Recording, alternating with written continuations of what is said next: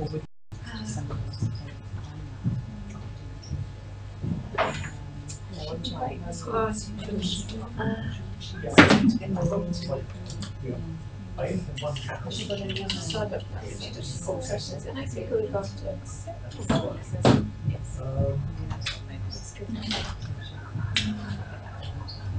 I mean, I did say to her, you should be doing something like that. Hello, oh, you're coming to this?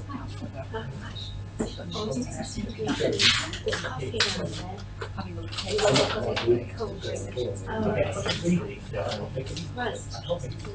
So anyway, but she said that she's keen to.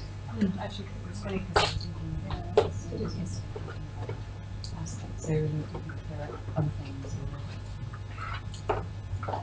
One of your that side of the development is really work.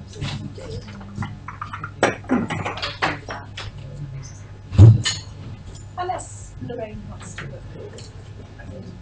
a different perspective. It's not easy anyway. She's been contracted.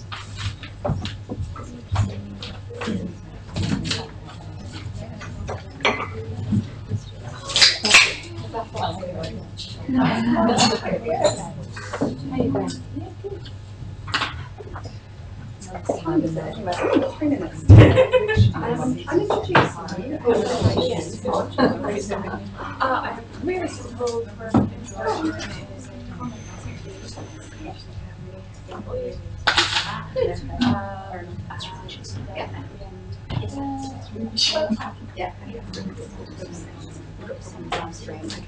It's fair enough. How many people do we have on our stream? No, that's strong.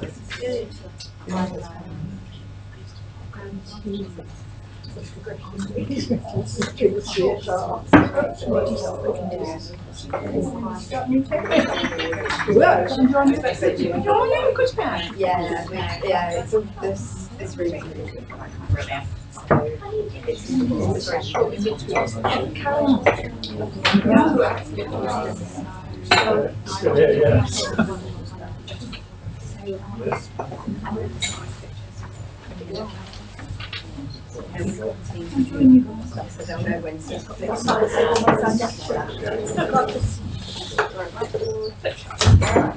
Let's turn the phone off.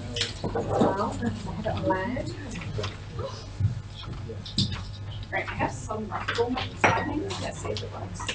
Do you want me to shout any times or anything? No, Oh, actually. That's the one that Natasha was saying.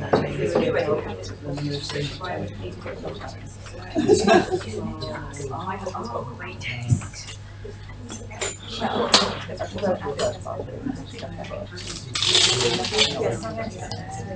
As I say, he does. No help whatsoever. He knows what kind of thing I like. It'll be in my diary. I'll turn up. He's not very good at hiding the purchase of the. Oh yes. Right, I'm going to come sit over here. So, anytime you want to do anything, record anything on here, just give me a shout. Brilliant. My aim is for you to relax. Thank you. Oh, that'll be a great one. Liz and Stella. Oh, fantastic. Strongly recommend it. It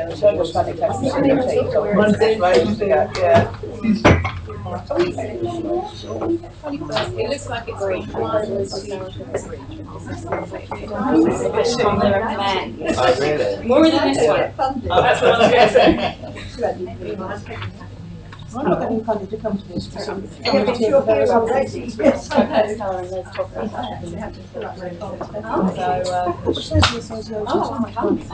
And what's great about Patchwork is brilliant.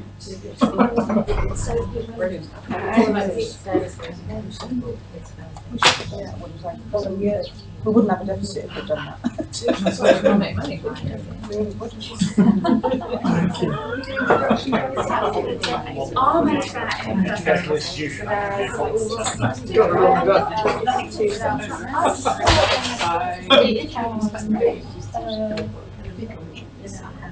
www.leadershipfundation.com.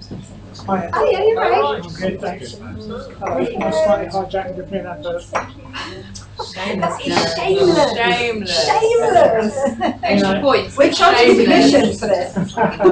We're reserving the rights to do the same in yours. Of course you can. No, you know I'm joking. See, I've come to the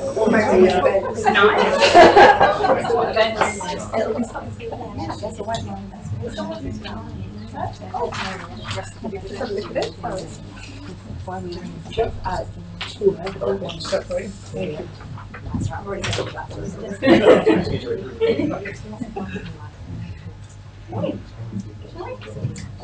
Shall we get started? I'll shut the doors.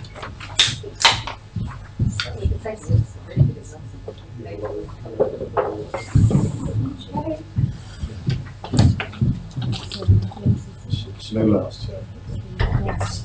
It's broadcast at one view and your version of it.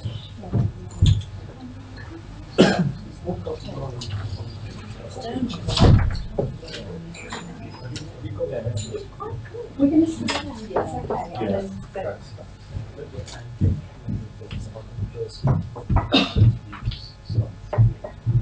okay, good afternoon everybody. Thank you so much for coming today. So my name is Kate Lister. I work on securing greater accessibility here in the Open University, and it's my absolute pleasure to introduce today Dr. Pauline Hainsworth, who's from Advanced HE. Did you want to say a little bit about? Yeah, I'll explain Advanced HE. Okay, perfect. In that case, I'll just pass it over to you. Brilliant, thanks Kate, and thanks Oliver for inviting me today. So as Kate said, I'm from Advanced HE, which those of you who don't know, was created last year as a result of the merger between Higher Education Academy, Leadership Foundation for Higher Education and Equality Challenge Unit. So we are currently, if you are engaged with Advanced HE, working in an interim year where the merger goes from a nominal merger to an actual merged organisation. Those of you at a certain level within the institution should be receiving the membership offer for next year within the next few months. It's currently going through our board, and it is one offer that brings together our strands of leadership, learning and teaching, and equality and diversity. At the moment, we're just pretty much carrying on as we did before. Prior to the merger, I was an academic lead at Higher Education Academy, particularly working on a range of things. As an academic lead, you basically work on anything curriculum based, but particularly working on equality and diversity in learning and teaching. So that's kind of the background that I'm coming to you from today. But so in particular, I want to talk about a social justice model for assessment, and that's based on some work that I did last year. Well, the research was published last year, but it's taken a lot longer than that, in particular with Dr. Sam Elkington and Sean Bracken. So although I am here as a person, this is not just my work. Pretend that there are two other people here with me. I did present on this work at your assessment research group in November. Was anybody at that? I apologise, I had a horrible headache that day that turned into a migraine, so if I don't remember that you were there, please forgive me. What I will say is actually the presentation today isn't really going to be any different to the presentation last time, but it's a workshop instead. So you've got the presentation elements the same, you're getting the same theory they did, but we're going to think about how to practicalise this through a workshop activity. So if you were there in November, consider the presentation aspects as like a reminder. But just as an aside, this is buff on your paper. I'm not quite sure it's coming across as buff on the PowerPoint slides, for which I apologise, but you can see on the printouts it is.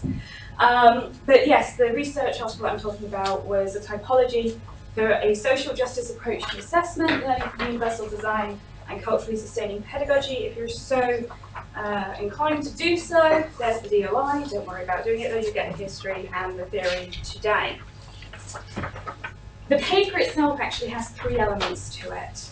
It looks at what a social justice approach to assessment and feedback is, how it can be implemented, and how we can develop organisational change to facilitate a social justice approach.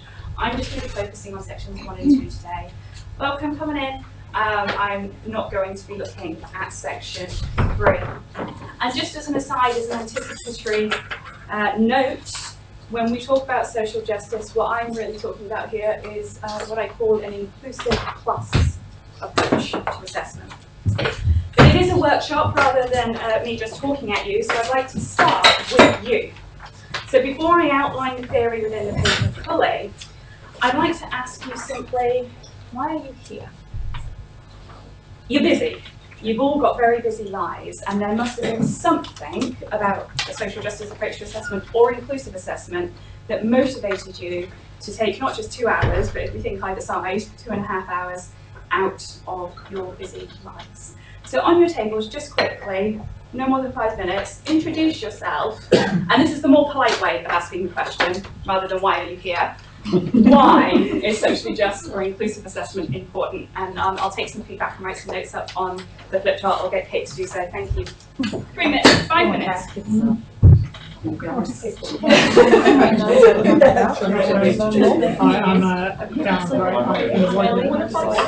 and successful.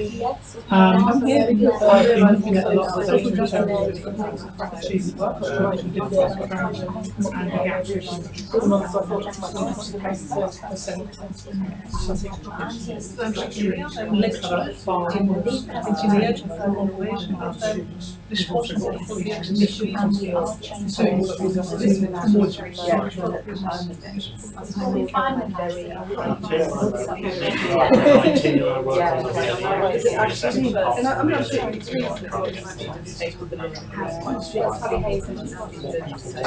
so where she was diverse, very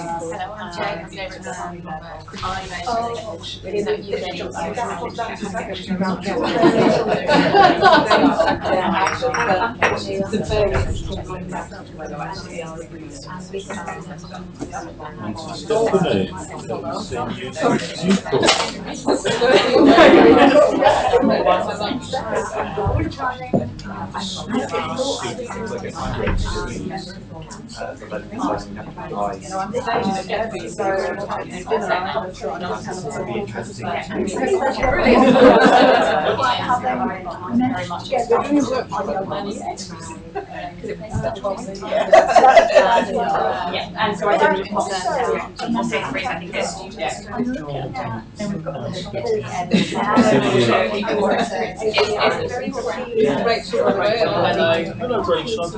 senior thing. Oh, I won't see.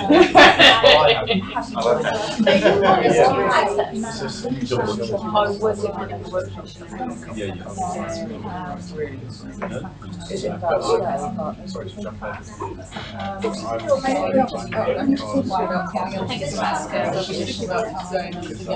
I mean, it works. It's not, it doesn't allow students to work. I had a very nice chat. just 1 minute, as I said, it was a quick fire round. But there's also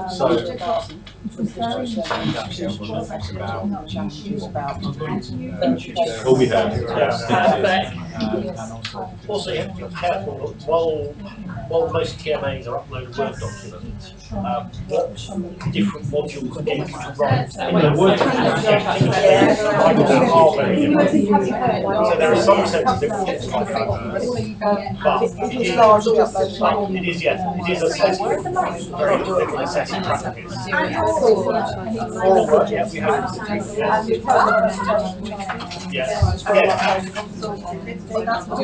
can be done, yeah.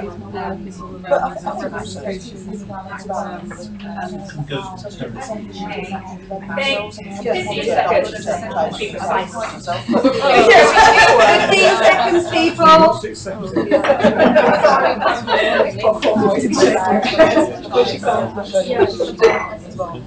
Okay, if I can bring you back. Lovely. As it just quick fire, we're going to have many chances to interact throughout the day. I keep saying day. I'm not going to keep you here all day throughout the 2 hours. Thoughts, feedback, random thoughts based on this question, not on what you had for lunch. I can't remember what I said. I'm passionate about assessment, passionate interest in assessment and in social justice. Quite how they mesh together, I don't know, but that's what I'm here to find out. Perfect, yeah. How they come. Hopefully, at the end of the day. Any others? Thoughts? comments, queries, concerns? A lot of the attainment gaps at the back end are huge, and it's how we try and close those. Looking at the different aspects, assessment is obviously a very interesting one. And I've given you a leaflet today.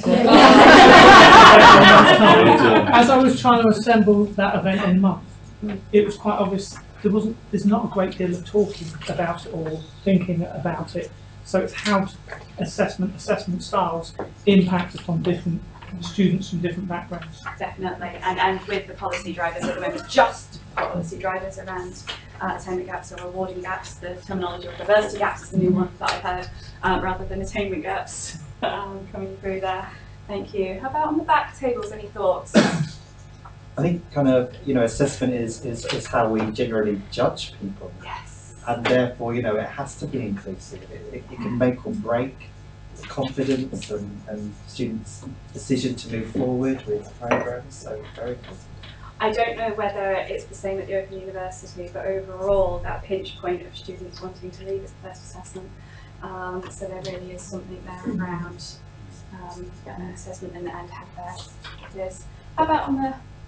Sorry. If I may, just to save Stephanie's blushes, a number of us in this room work on the our Access programme, Level 0 Access programme, and we've done a lot of work on the language of assessment, and in particular in our scholarship, we shocked ourselves to discover at how non-inclusive our language was when we talked about assessment. So I think it's very important that we line it up with our social mission. I was saying to Kate that one of the big exercise that I'm going to be doing with you today has been inspired by someone else, not on the social justice side, but on thinking about assessment and how we write assessment briefs. And she started it just to seed it through with asking people from using biscuits, how would you get someone to design a good assessment when the assessment was to create a good biscuit? And just having that conversation, it's going to be based on that.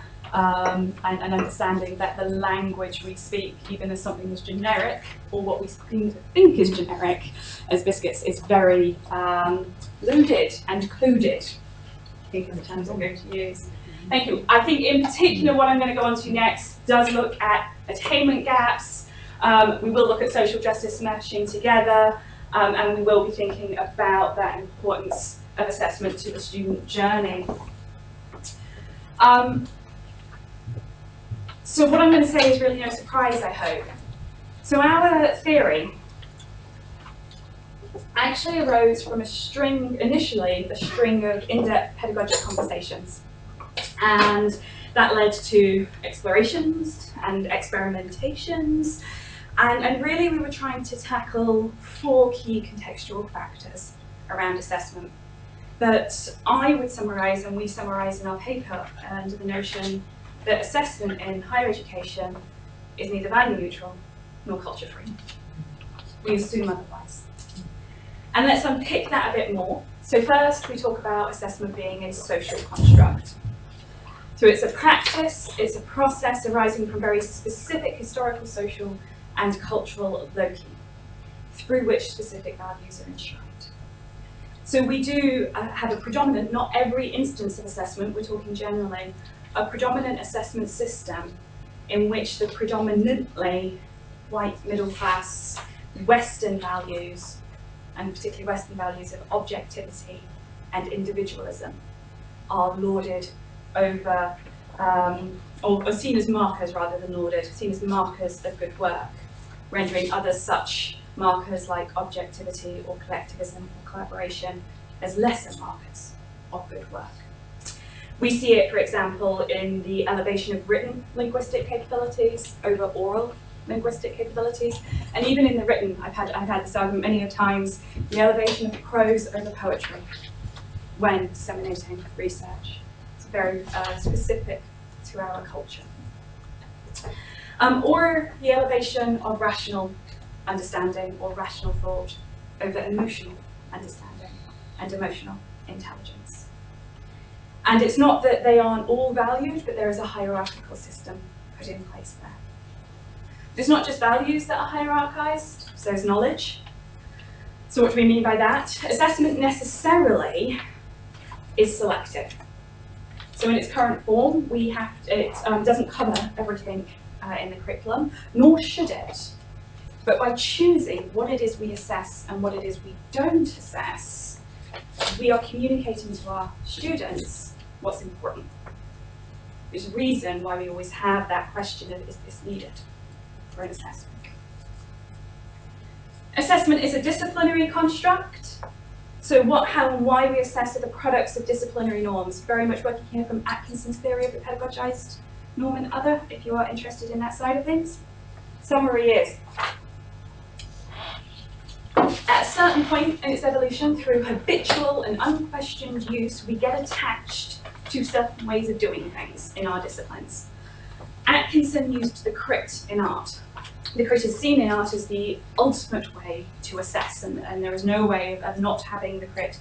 In my subject, in classics, before I moved on to pedagogic research, it was the Gobbet. And there used to be huge debates about whether the Gobbet was a necessary assessment product, but no, you couldn't do classics without doing the Gobbet. Even the phrase is codified. The Gobbet is a small piece of textual analysis. You don't call it textual analysis because you're a classicist. You call it a Gobbet. So we're very much there attached in our disciplines to certain ways of doing things. And by not questioning it, by continuing to do it, we assume unquestionably, subconsciously, that it's the best way of doing it. Not just the right way, but the best way. And it might be that for some circumstances it is, but we need to question that and interrogate it.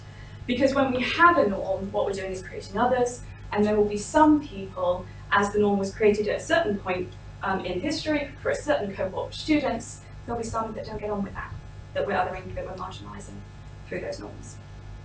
An example here again from my own subject was, as well as the Gobbet, we used to do a lot of debate in classics, and we just assumed that everybody came into the university knowing how to debate, because of course you did. Of course you didn't. That's a very specific thought, what type of student is coming in to study classics. And more and more often that just wasn't the case.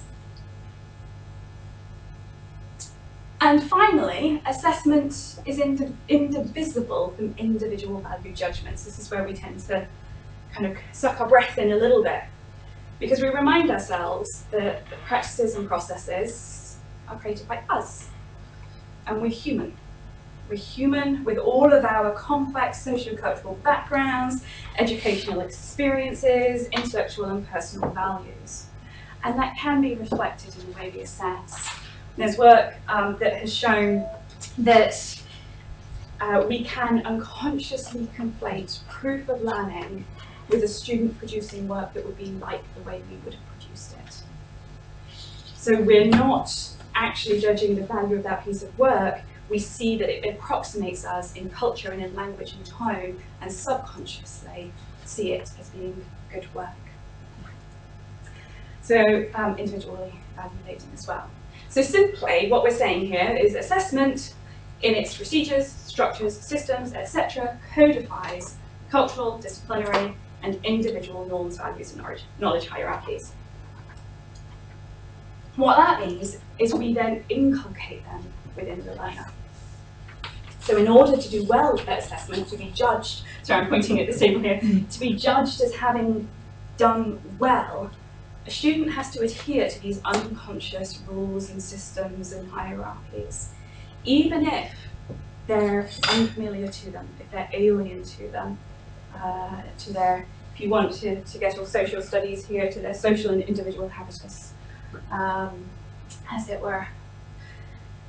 Research by Gunn has shown that in curriculum in general, but assessment in particular, means that that can lead, yes?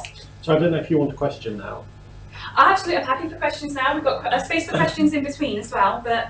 Because what you were saying just then reminded me of the way I studied the Open University Level 1 module in social science. Mm-hmm. And they were very clear that one of the things they were teaching you through this module was to become a social scientist. And of course, they're all into identity and forming identities, you know, and irrespective of what other background, by the end of this course, you would be communicating like a social scientist. That was their goal.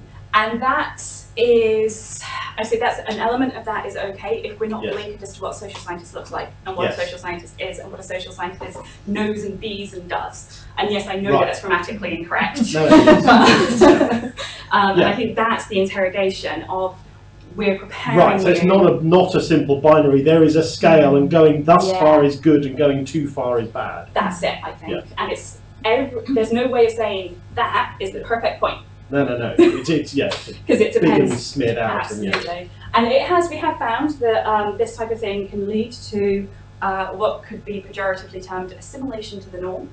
A bit very Star Trekky there. But assimilation to a certain point is good, but it can also lead to alienation and apathy and self-disqualification, sorry. And what we're seeing more of at the moment is that third element it can lead to, which is a call for advocacy and change on the part of the student. And I think all three have a part to play that's being conscious of them. So yeah, that's a really good example. Thank you for bringing that up. And I would say that in its crudest form, and it is in its crudest form, this is manifest in differences in assessment performance and satisfaction. We talked about the attainment gap. I'm not expecting you to read the slide, because simply this is illustrating that we know that there is a persistent difference in the attainment of so-called good degrees between our white and our black and minority ethnic students. We also know that for all of the years of the NSS, our white students are more likely to respond positively on overall satisfaction, to agree that assessment is fair, that content is intellectually stimulating. I'm not saying the NSS is a perfect marker, but it's worth seeing these differences. Not just in relation to ethnicity, we know that there is difference in attainment overall according to whether or not a student is disabled or non-disabled, that there are retention differences with disabled, that year on year on year, our disabled students are less likely to be satisfied in the NSS. I have a whole other workshop getting us to explore the differences according to disability, race, gender, religion, etc., etc. I'm not going to do that there.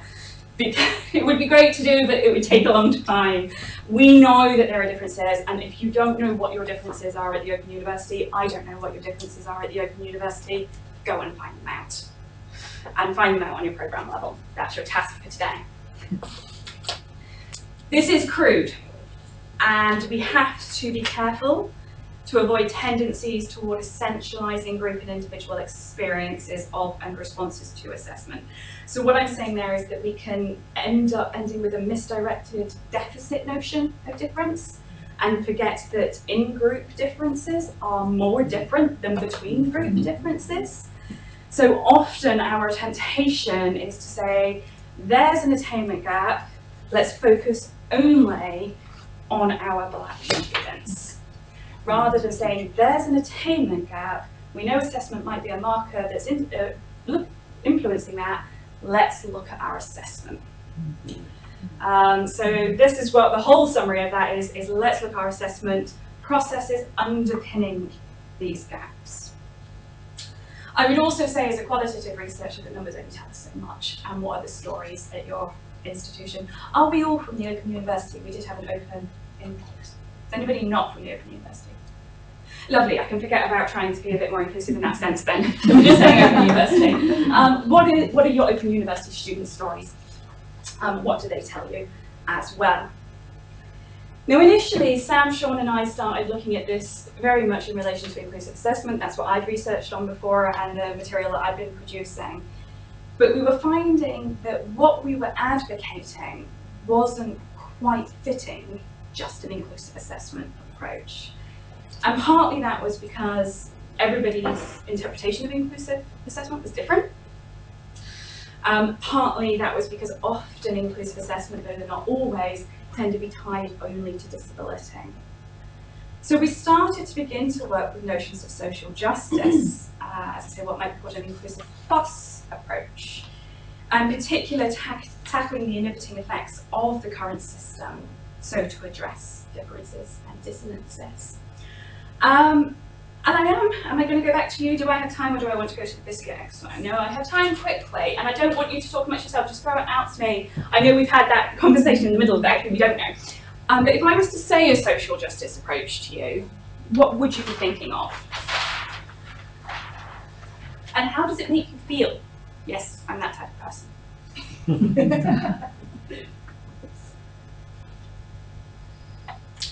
Fairness? Fairness. Exactly. I'm not quite sure what the word social is doing there. Mm-hmm. Why not just a just approach to assessment? Yep, that's a good point. And that comes very much just from the theoretical Is background. that just because we've identified injustices that seem to be related to one's place in society?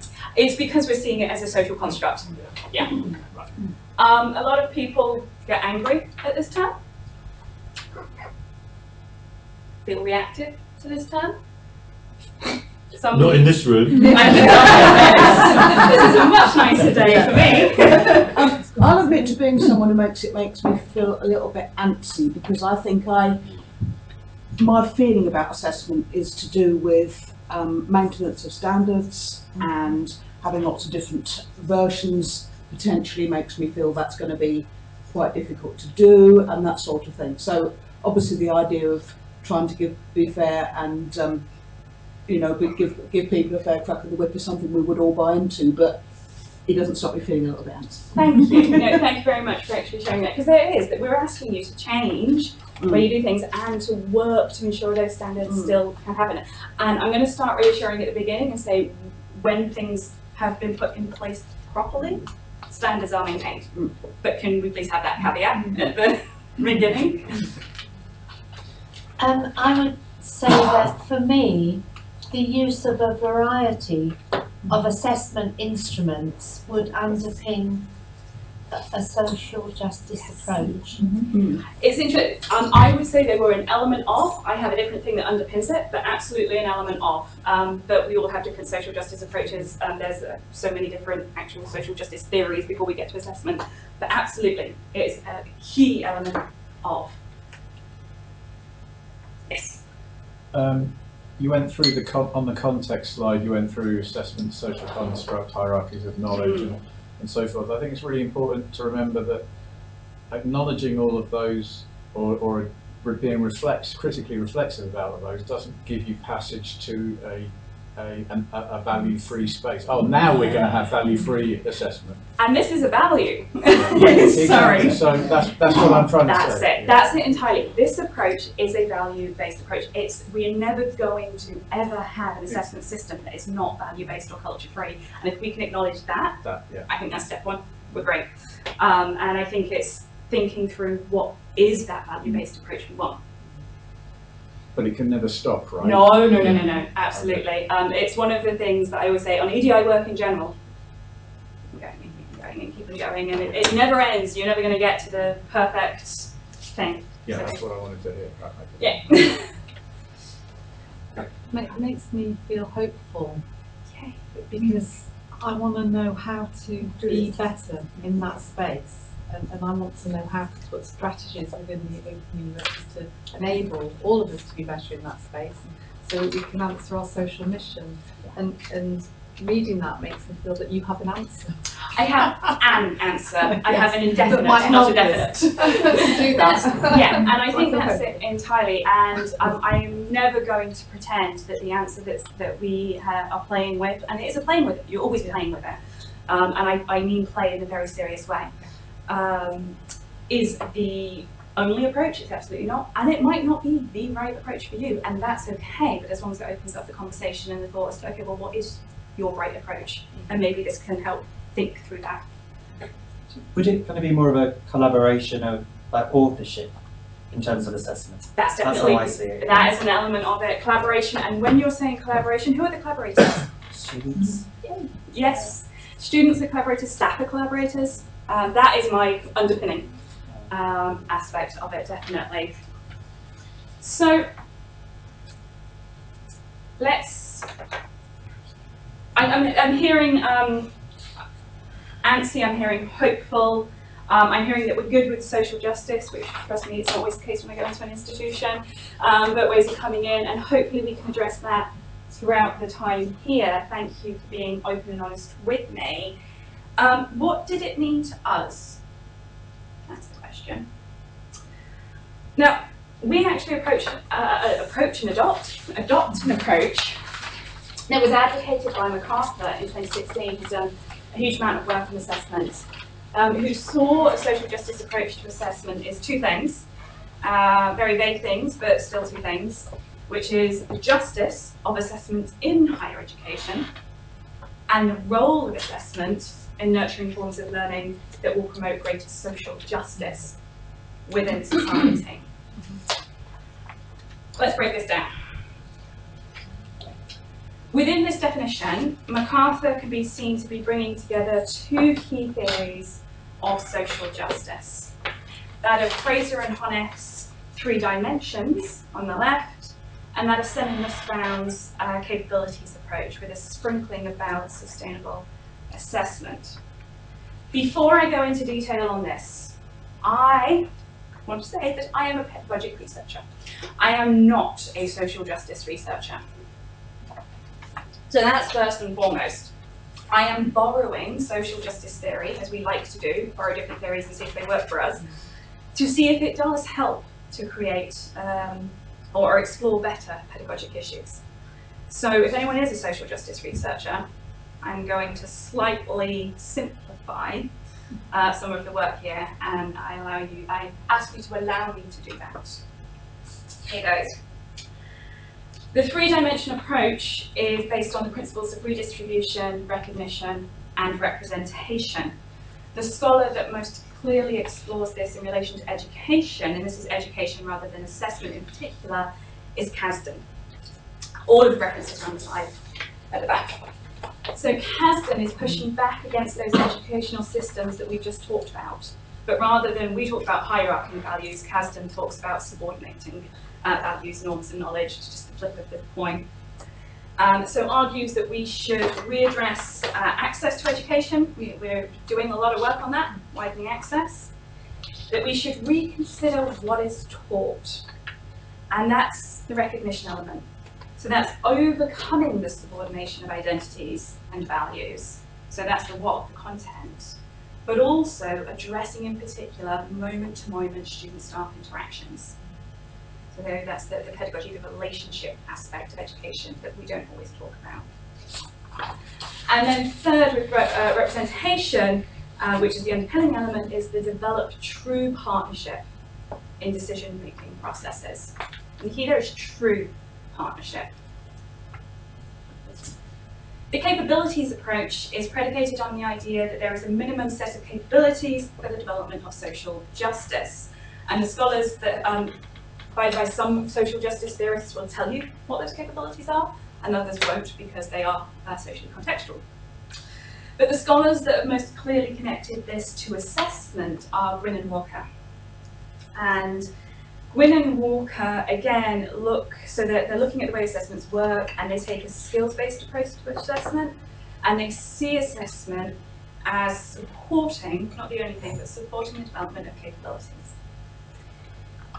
And that these capabilities might be our traditional outcomes graduate attributes that we think about, critical thinking, independent learning, vocational skills, content skills, but that they should also be capabilities that help us contribute to a socially just world post-graduation.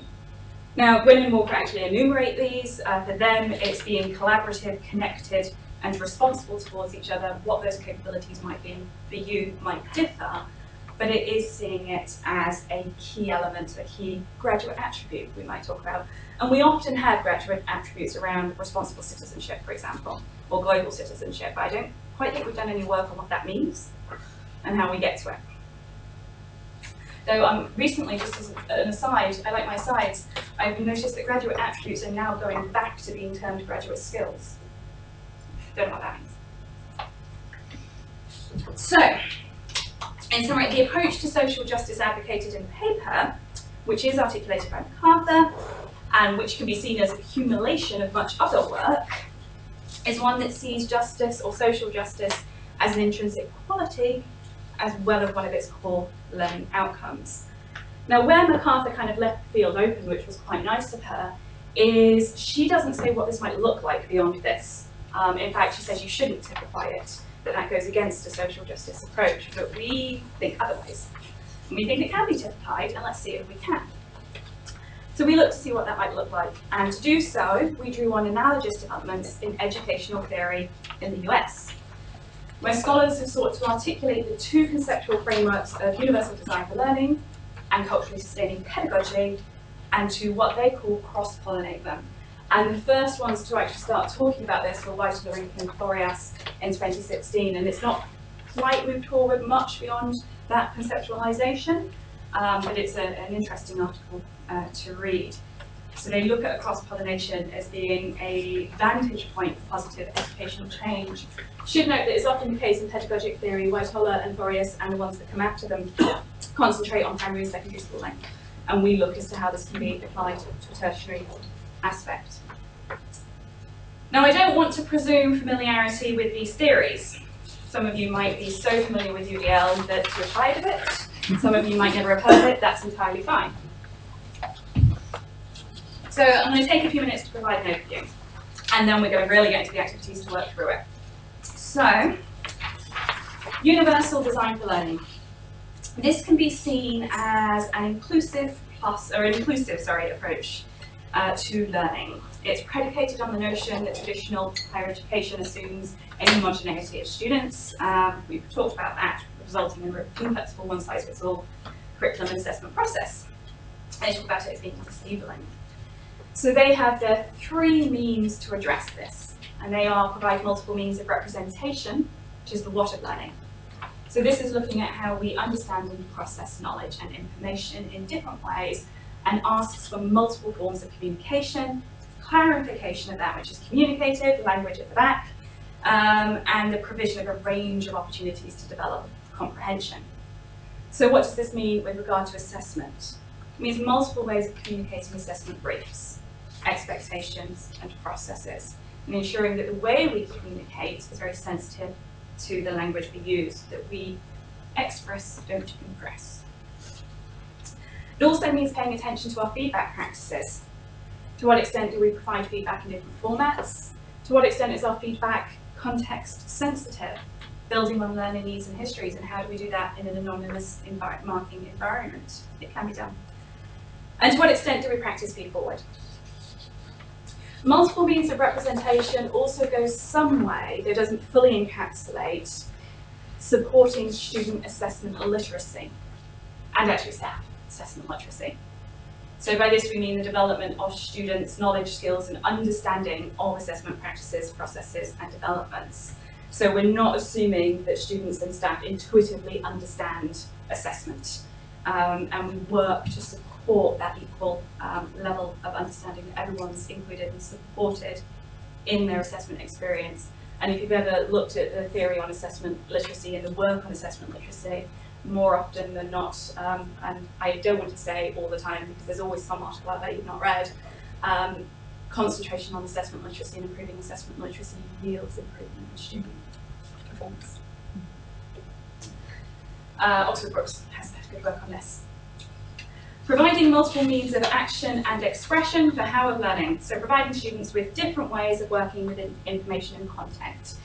So this means providing, as we had at the back, a range of ways in which students can demonstrate their learning in manners appropriate to the assessment task. So it acknowledges that even today we still use quite limited forms of assessment that are connected to our disciplines, and that preferences those who are used to those methods. So we can do this by using a range of assessment methods within our modules and courses. We can do it by adopting assessment that has proven to be potentially intrinsically inclusive. And as a plug for the 21st of March 2019 with Liz and Stella, patchwork assessment has been shown to be intrinsically inclusive when done right. So I would ask them about that. Then we're looking at providing multiple means of engagement and why of learning. So this means enhancing student motivation, interest, and persistence through recognizing and perhaps assessing engagement. How do we measure engagement? And through planning assessment and feedback so it's timely, not just in time, but best timed. And incorporating student choice in assessment methods. So we're not just talking about a range of assessment, but that when we've got an assessment point, we offer bounded, it doesn't work when it's not bounded, 2 or 3 different ways that a student could accomplish that assessment method. So that could be through an essay or a presentation, or a video. And again, there's work to be done there on supporting assessment literacy to support students to choose the method appropriate for them, and also supporting us to design that in a way that keeps standards at a certain level. One of the key things that tends to happen with assessment choice that I found when I did it was that I magpied the first time around. When I got something that wasn't an essay or a report, I automatically thought it was better because it was something new for me. So I had to take a step back and go back to the marking criteria that had been fit for multiple needs of assessment that we'd worked with for QAA so that it could work appropriately. So UDL then is primarily focused on accessibility. Kate, would you be so kind to give everyone of those? Primarily focused on accessibility and inclusivity, and it's one of the ways in which inclusivity can be achieved. And I would like you to join me for 10 minutes in a thought experiment. And I want you, this is a thought experiment that's going to last throughout the session, and I'd like you to imagine that we have an assessment. And the assessment is that students have to produce a high quality biscuit. The reason why we go for biscuits is because when we do this and ask you to choose an assessment you're already working on or that you've already delivered, you're too close to it. We're too close to it. Let's take ourselves out of our disciplines. I'm hoping nobody has a discipline where this type of assessment would come up. And let's look at something that, depending on interpretations, can cut across cultures. So taking you out of your specificities of your daily lives, ideally it's good to work in pairs or threes in this exercise, rather than on your own. And I would like you to think about how you would design this assessment to incorporate the 3 UDL principles. And I've provided you a worksheet if you like annotations. There will be no feedback on this phone. 10 minutes. The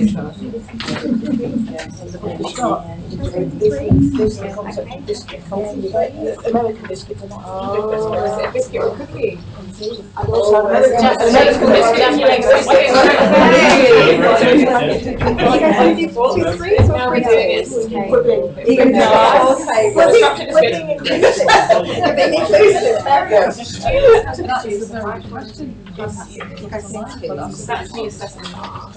I was questioning what you mean by student. When you say high quality, Is it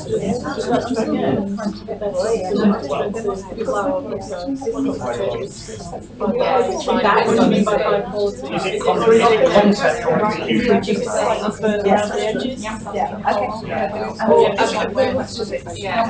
I mean, I like those around edges. So I'm just questioning the diversity and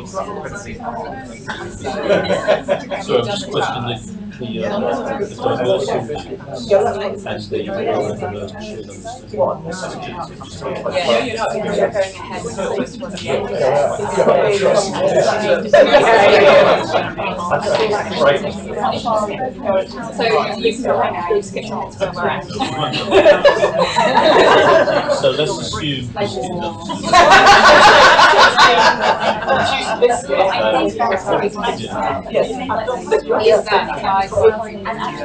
And actually that just comes to determine if you have a little class mother who's on the internet to go and make one from the stereotype. So we've got to think about how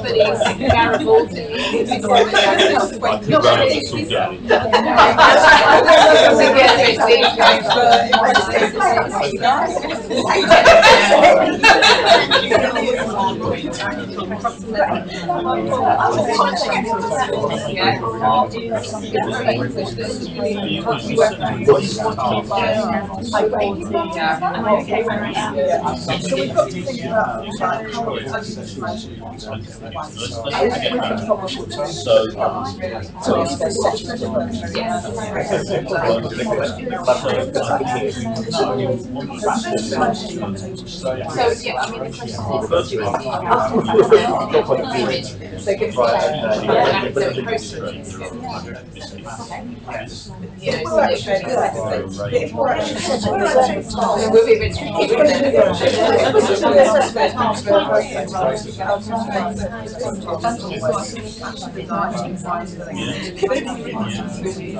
discussing what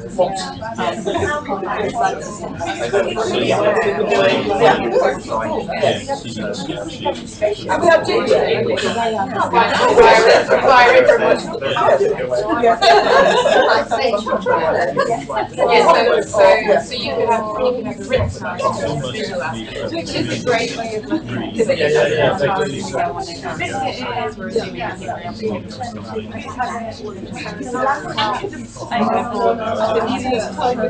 Well, yes, again, I'll be well, you can. So you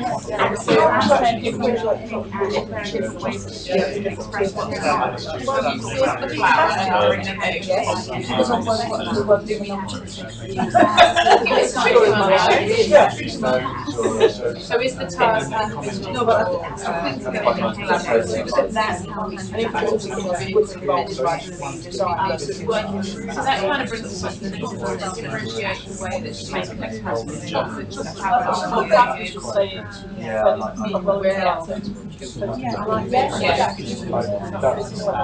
And also when you use it, I mean obviously it's not the guy that you use, but there's also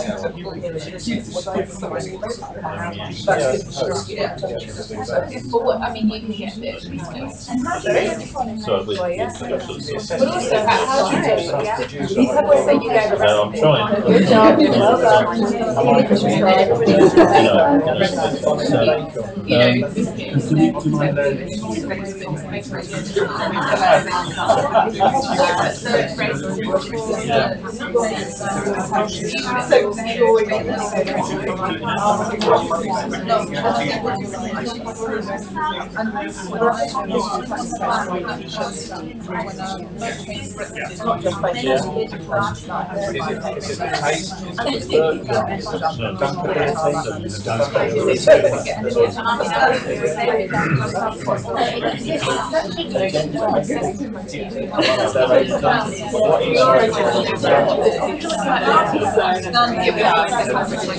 This is the last one.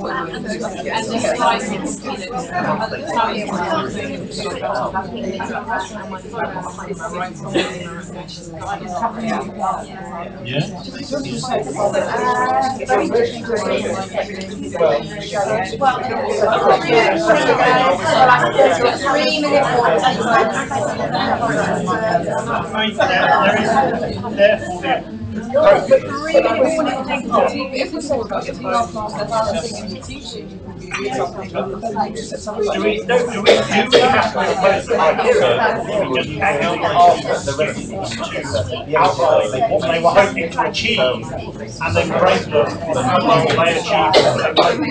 But what if I said what I was hoping to achieve is not to split it? Good. Which is why they like it.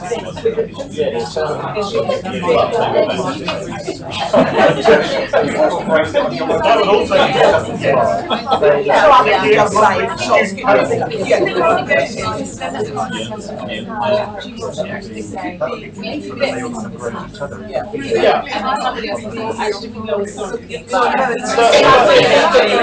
but there are two out the appearance. Some people will be trying to make this look kind of rusty and we wanted to add and someone else could be aiming for the so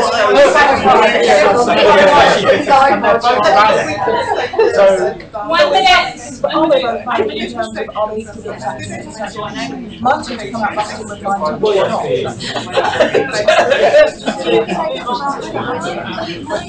or is that a way to hide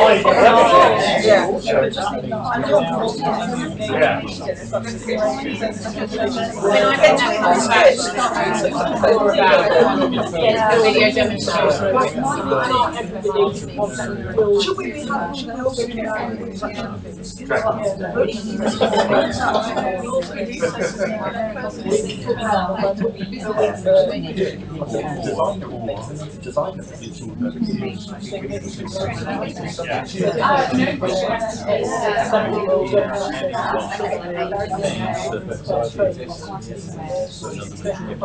Yeah, you'll just have to reduce the stack kind of thing if it goes on.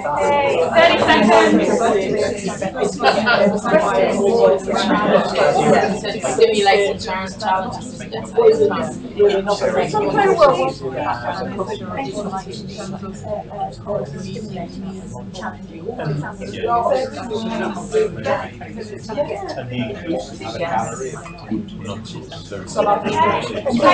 back, if possible. Come back today. That would be lovely.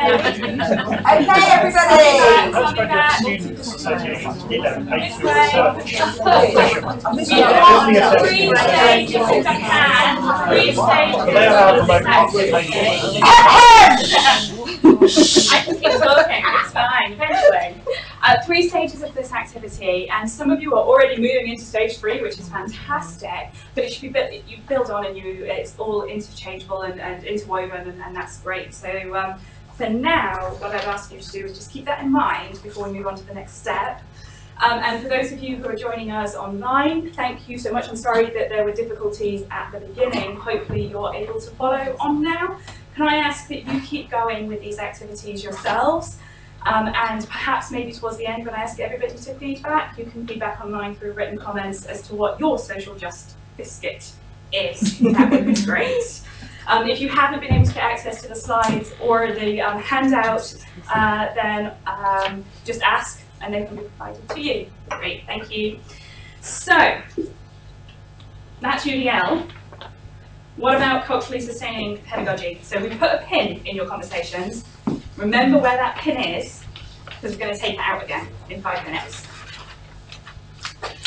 So culturally sustaining pedagogy, or CSP as it likes to be known, was developed from the theories of culturally relevant and culturally responsive pedagogies, and that's related to critical race theory. And what it means is to seek to perpetuate and sustain linguistic, literate, and cultural pluralism as part of the democratic project of schooling. This is Paris. So this means a couple of things. It means making space in the curriculum, in the classroom, in assessment for diversity. And that diversity can be as we traditionally see it, in relation to protected characteristics. It can be in relation to culture. It can be in relation to knowledge. In particular, where culturally sustaining pedagogy started from, it was looking at languages in the classroom and how we are open to and make allowances for different languages within one space. But it's moved beyond that. But it's not just that, it's also encouraging critical reflection on cultures as well as their fluidity. So it understands that cultures, societies, knowledge is not predetermined. Culture in particular is not predetermined, nor is it static, nor are they universally progressive or oppressive, which we tend to assume. So with regard to embedding in the what and the how we teach, this means opening up different ways of thinking, being, knowing, and doing. So we open up our assessment to broad-based knowledge streams, including those that don't typify the dominant that we talked about earlier, Western heteronormative, etc., content or ways of thinking about knowledge. Its corollary, wow, I said it, I can never say that word, to diversification of the curriculum. But in its embedding in assessment, it articulates that such diverse knowledge streams are of equal value and importance. So militating against the privileging of a content articulated in earlier stages. So you're having respect for learners' backgrounds and experiences, which feeds also into multiple means of engagement, the motivation aspect. It also means opening up our assessment forms, so illustrating through marking criteria and processes and activities that we do value different ways of knowing, such as communal knowledge rather than the individual, or oral knowledge rather than documentary, emotional, these should be as well as, that's a key point, oral as well as written, emotional as well as rational, communal as well as individual. This goes beyond just using a range of assessment because it is purposefully looking to equally value and sustain different approaches to knowledge production. What about critical reflexivity?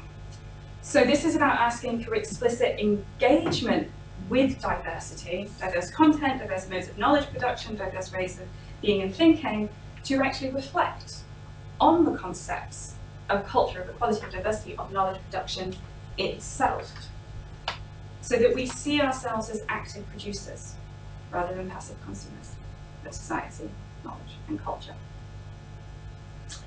To play with this, I'd like to return to our thought experiment.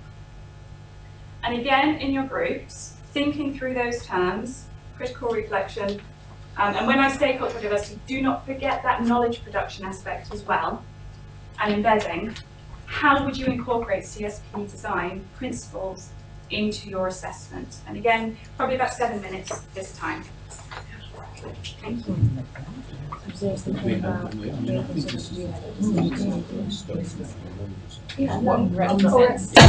Biscuit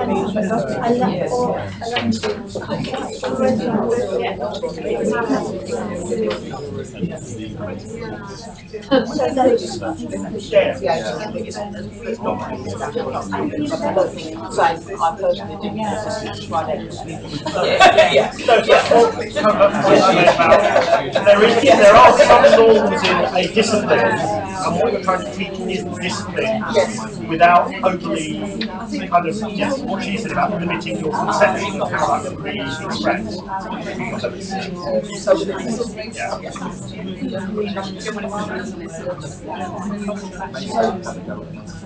But the one some direction to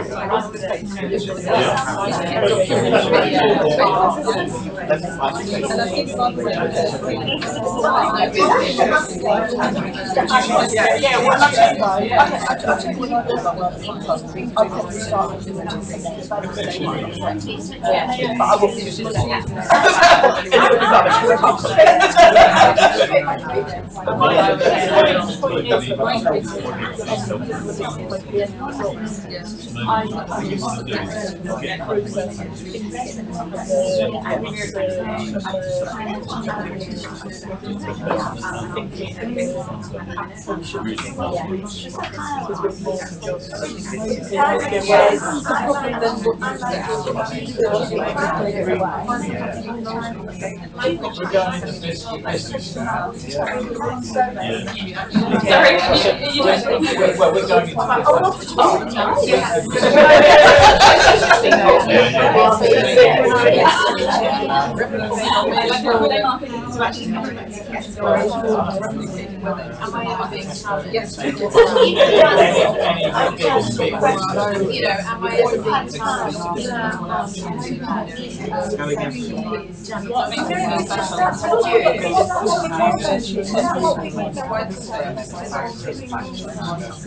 So therefore,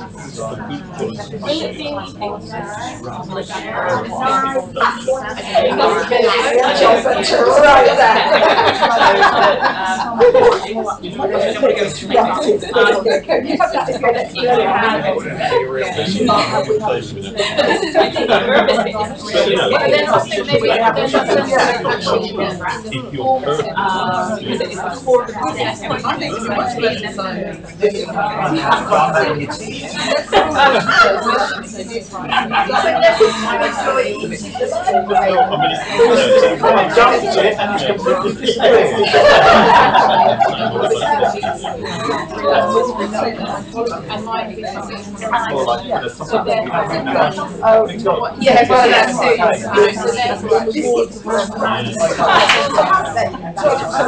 I apologise.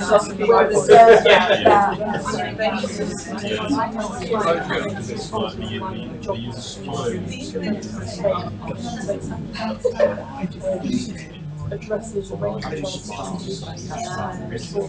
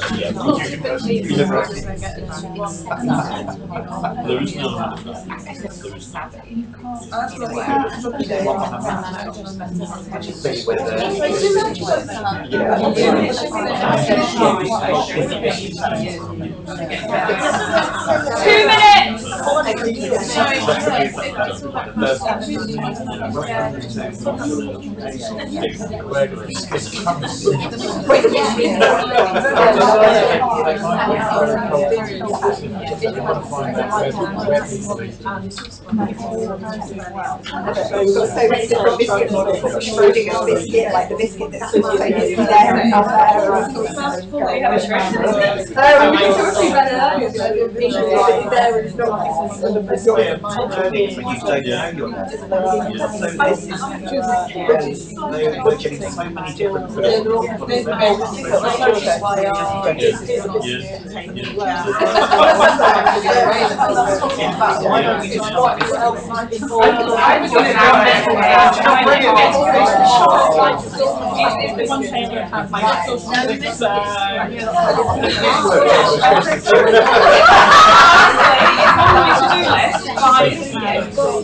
What about?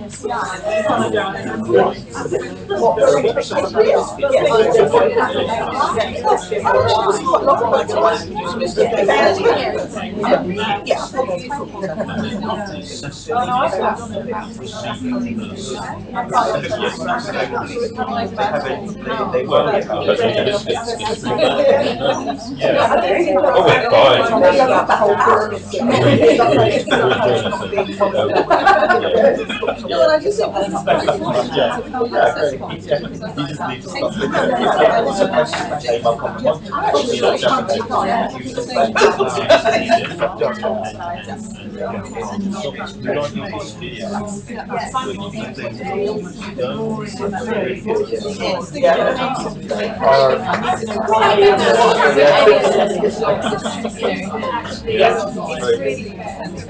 Okay, coming back information. Go to part 3 of the exercise.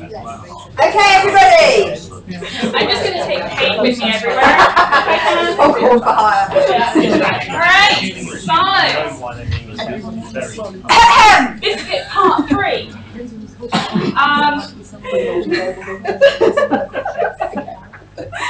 Right, where are we? Welcome back, everybody. You've taken your pen out to do that exercise. Please put it back in again. We're going to return to it. Just as an aside, we're not an aside, it's good to forewarn.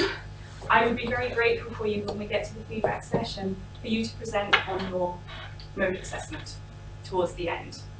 So do be prepared to be asked to present on your mode of assessment, your socially just mode of assessment towards the end. And just as an aside on that one, as I go around, I hear people are approaching things very differently, and that's good. So thank you. So that's UDL and CSP. How can a cross-pollinated approach help us in social justice into assessment, bring social justice into assessment? Now, what both theories have in common is a concern to open up the curriculum. UDL by diversifying how we teach and the methods by which we can evidence learning to enhance accessibility, which is Fraser's redistribution, and CSP via embedding cultural, social, and individual identity diversity on what and how we teach to enhance inclusivity. So that's Fraser's recognition. A cross-pollination then approximates that first element of MacArthur's theory of social justice, creating just assessment, though it does omit Fraser's representation, which is part 3. CSP's additional aspect of of critical reflexivity on the nature of culture, of knowledge, of diversity, of society, explicitly intends to facilitate a better understanding and engagement with diverse societies, as well as with their developments. And that's explicitly related to social justice by CSP proponents in that it aims to nurture understanding that will support activity, that will support active development of justice in society, which is MacArthur's second element. Just as a note, and I think it's an important note, UDL and CSP focus in particular on disability and race. UDL tends to focus on disability, not only, but it does, and CSP tends to focus on race. And we would argue that social justice is both more and more specific, because it focuses on the individuality of all students, with a strong concern not to essentialise student groups. So you'll notice when I've been talking about the theory, I haven't specifically talked about disability or race, which you would usually do when you were talking about UDL or CSP. So it's not essentialising student groups owing to their cultural, religious, ethnic, sexual, neurological, or any or other identified, fluid, or static identity marker. That's not to say there's not value in looking at group differences, but it's a way of trying to understand and look at the diversity of all. There is, however, one element that is explicit in social justice but only implicit in a cross-pollinated UDL-CSP approach that needs to be more visible, and that is Fraser's third dimension of representation. True partnership in decision-making processes, which is what that got on stage 1, so we're good. So in some ways, UDL might be seen in particular out with the part on student choice and assessment methods, something educators do to students, rather than with students. There can be a limitation of student agency. A social justice approach posits learners as agentive co-creators of knowledge, with a capacity to determine a diversity of ways in which assessment processes might be designed and implemented. Moving towards that idea, Bauer's idea, of assessment that's mutually constructed between learners and educators, honouring and empowering learner experience. So you might think about peer assessment or self-assessment here, but you might also think about students and staff co-creating assessment schedules. You might think of co-creation of assessment criteria, or even co-development of the assessment itself. Such a partnership approach doesn't just enable sustainable assessment, but can also facilitate cultural sustainability. Bear with me. Sorry, I missed to go to that slide. By developing assessment processes collaboratively with a diverse cohort of staff and students, each with their own diverse backgrounds, experiences, identities, and understandings, we automatically, if we do it intentionally, make space for different ways of thinking, being, and doing, because we've got more people creating.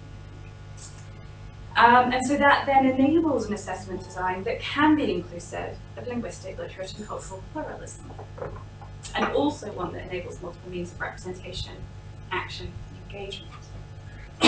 So as such, we would argue that Fraser's representation, or rather students as true partners in assessment and feedback practices and processes, can be seen as the overall principle through, in, and by which a cross-pollinated UDL CSP is enacted, empowering a social justice approach to assessment. This is the current incarnation of this diagram. It's gone through a couple. I keep making it simpler and simpler. But we can see on this diagram, and those of you online will see on the slides, that we've got that UDL aspect, we've got the two aspects of CSP leading into a social justice approach, purposely intermixed, so we're not just looking at it one or the other, but through, in, and by which we have students as true partners in assessment. And whenever I say assessment, I mean assessment and feedback. I don't just mean assessment. So with this in mind, for the final biscuit exercise, I'd like you to return to your biscuit experiment and ask, how would you develop what you've already done to infuse it with a partnership approach? Again, use the worksheet if you can. This provides a wonderful picture on the screen at the moment of various different ways of what a biscuit means in different cultures and countries. You can see the differences on the slide there. Those that are online, hopefully you've got that, or you will have that there. I am going to ask you to share, because we do have a decent amount of people online. When I do ask you to share, they can only see this bit. So if you could come up so they can see you sharing as well, that would be great. So do either self-select and share, or tell me personally if your group doesn't want to share. Fantastic. So this aspect first though, social justice biscuits, partnership. Oh, that's a big question. 10 minutes. 10 minutes, everyone.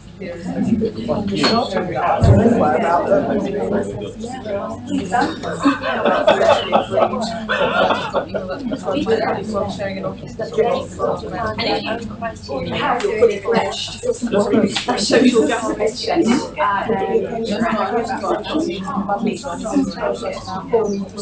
I think so. I think it's that, especially if you have Some ladies if you've already kind of tried that and vetted this already, you would have special ideas.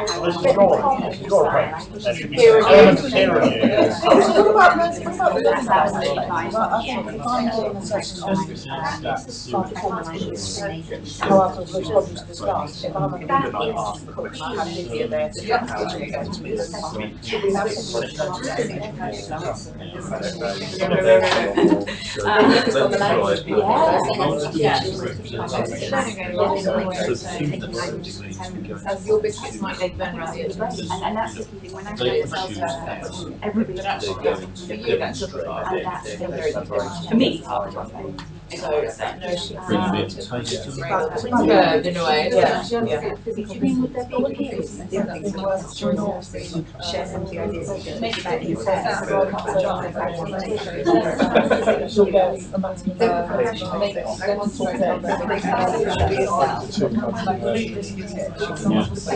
we didn't buy any.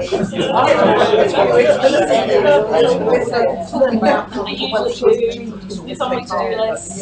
I'm sorry.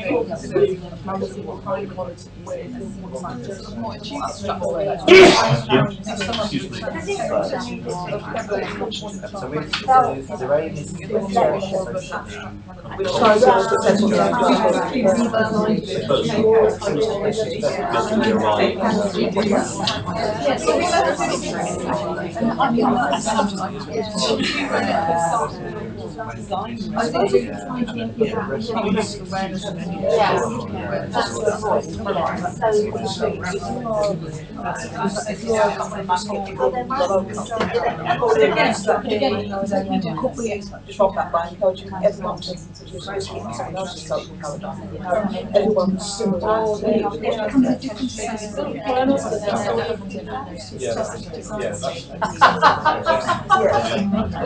Was that swing? Oh, we maybe cookies, I know they were, yes. Go round.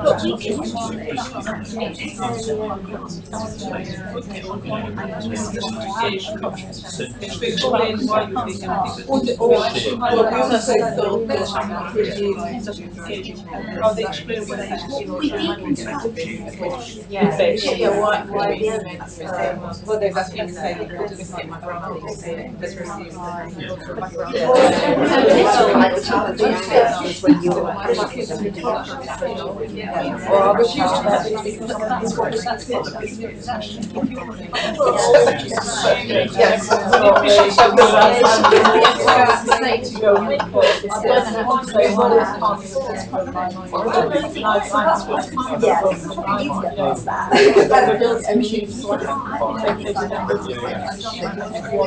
Or I have no sense of smell, I have no whatever, yes.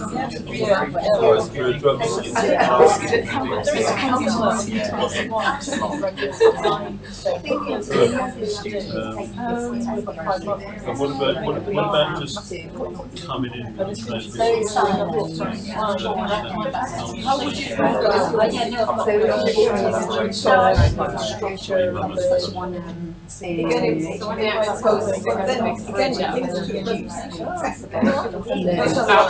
residential subdivisions like that. I've done things like that at school as well.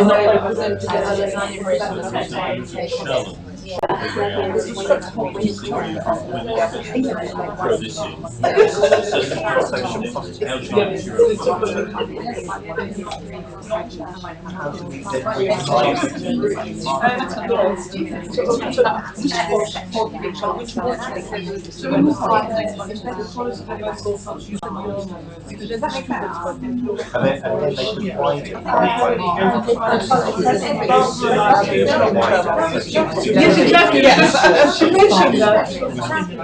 So in which schools then? Yeah, also sort of where you are. I was going to say I've managed all four at some point. I think those people said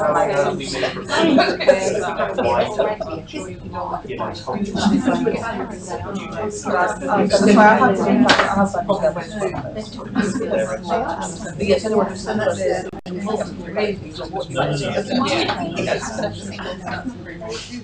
just trying to integrity of this to get them stopped.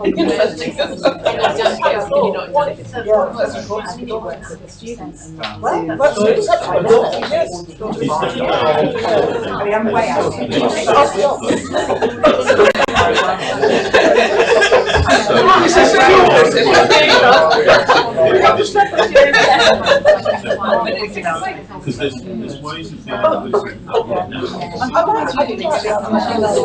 Yes. There is taking back and it works really well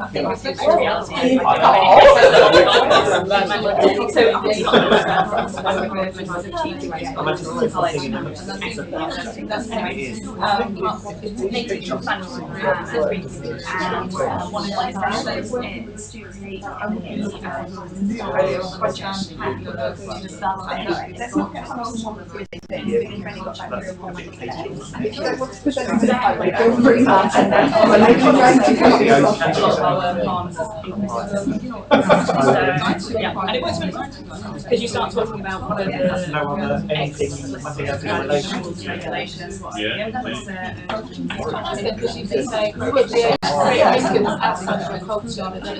I think it's just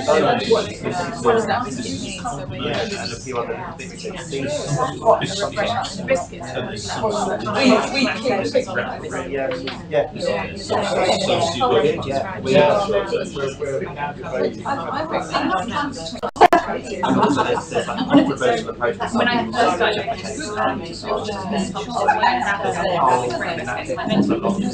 but then I started to think but I don't bring around.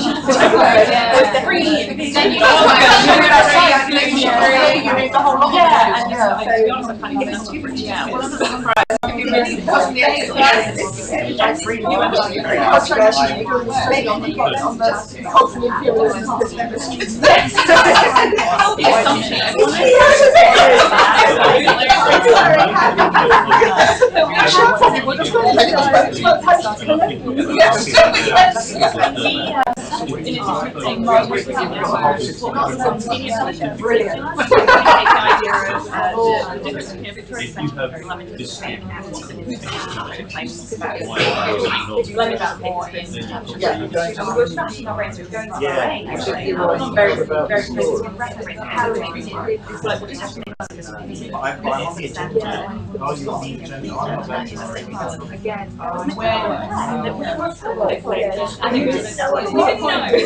We now do, which is great.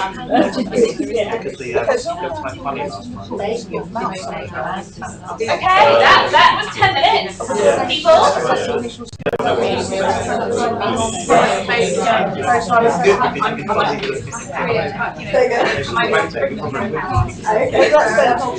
Okay, everybody. So we're back, and what I'm going to ask you to do now, and it doesn't need to be a full-length presentation, is just to share, if you are so inclined, your final assessment form. Because we do have people online, I would ask that you come and replace me, as it were, here when you're sharing. It's perfectly voluntary. And for those of you online, if you could maybe summarise if you have been able to follow through on the exercise, and we will read that out at the back as to what those assessment forms were. Thank you. So who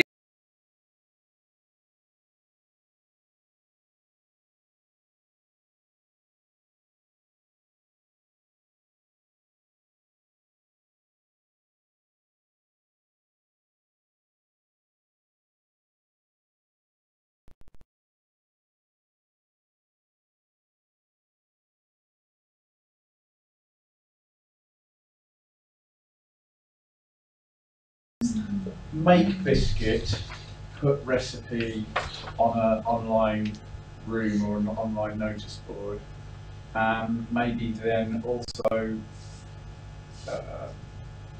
then we want others to make, taste and rate those recipes, and also think about definitions of biscuits. Then you've got to make someone else's biscuit. And go through the process of rating and tasting and so forth. Then go into, so that's a big sort of forum. Then go into smaller groups, 5 or 6 students. And what they've got to do is to share their favourites and then to come up with a new recipe for their biscuit product, because they're going to make a new biscuit to go on sale. And after they've come up with their recipe, then they're going to have to come up with a marketing strategy, because biscuits are different wherever you are in the world. And so they have to understand biscuit diversity. And this is for their overarching module, Understanding Biscuit Culture. Thank you. What I love in particular about that one, not only the interweaving of the students as true partners, but that you've taken one assessment point and made an assessment across the module that includes low states and high states, and that has helped develop that assessment as and for learning, as well as a social just assessment. So all of the principles of good assessment, even ignoring social just, is in that, which I think is fabulous. So thank you very much. We've developed it into a 30-week course. Yes. And this is often when we think about assessment, we do think them as isolated, and taking it as a story across and building and taking through, I think works particularly well. And there's a whole other workshop we do on that called Assessment Labs. It's not as sexy as high school. So, is anybody else willing to share? Thank you very much. I said I'd take one, but they told me I was. You have been volunteered. It always happens to me. We started off thinking about the issue of the huge variation in what biscuit means, and indeed what high quality means, and indeed the issues with gluten-free, lactose-free, sugar-free, etc., and so on. So we thought one of the key things with this assessment would be that you have to have a lot of negotiation up front about what the desired outcome is. We thought in terms of increasing the whole diversity, cultural awareness, that we'd make as a starting point the researching of biscuits within different cultures, possibly with a slight digression if we're being very cross-curricular into the cultural signifiers involved in biscuits. But, but we decided that we would get people to be making a biscuit from a different culture to their own, and that had the advantage both of increasing their own awareness, increasing their awareness more generally of cooking techniques and so on, but also making it a little bit easier to give some sort of baseline to avoid the inherent advantage of someone who's a seasoned baker as opposed to someone like me.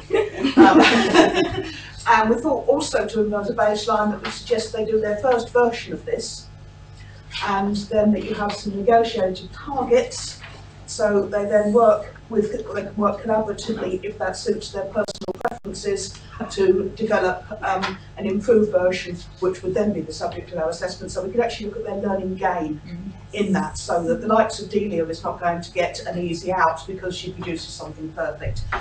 And obviously these things would have to be sampled. We thought the only way to come up with an appropriate signifier of quality here is we've got to have a kind of a group agreement of what quality means. Yes. Yeah.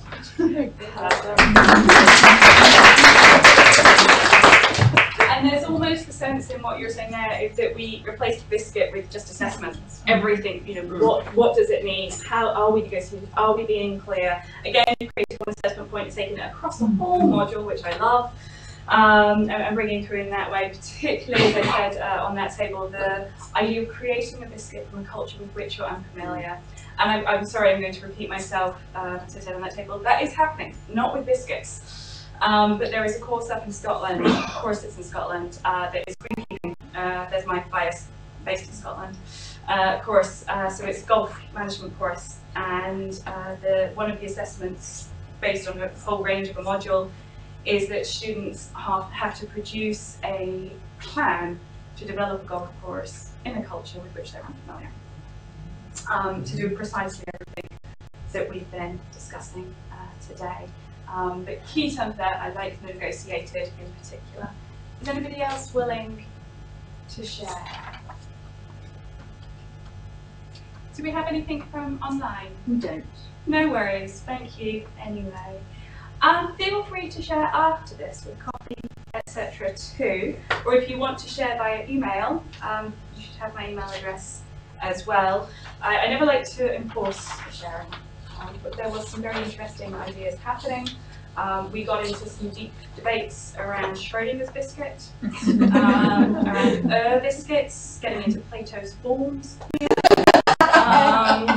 So we can really, the biscuit as a philosophy course underpinning. I think one of the key things for me when looking at assessment in this way is we can sometimes upturn the way we approach module design. Previously, we see with constructive alignment that we moved from a point of looking at content, and from the content we would develop the module, to which we would develop the learning outcomes, to which we develop the assessment. At the moment with constructive alignment, we start with the learning outcomes, which then leads us to content, which then leads us to assessment. But what if we started with assessment, and then moved to learning outcomes, and then finally moved to content?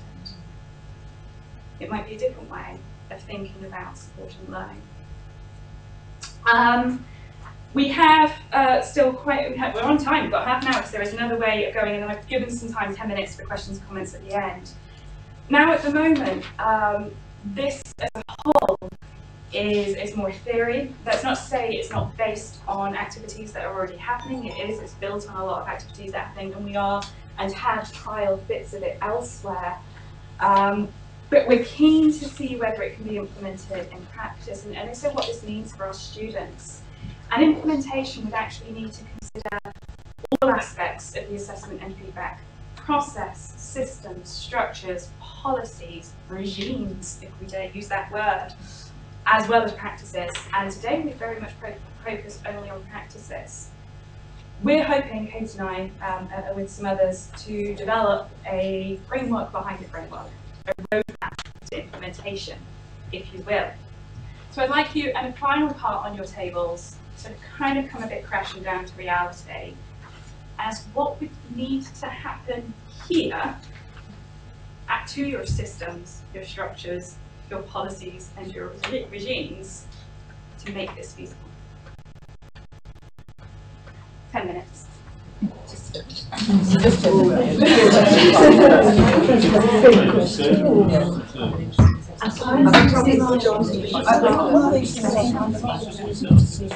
Are you doing here? I was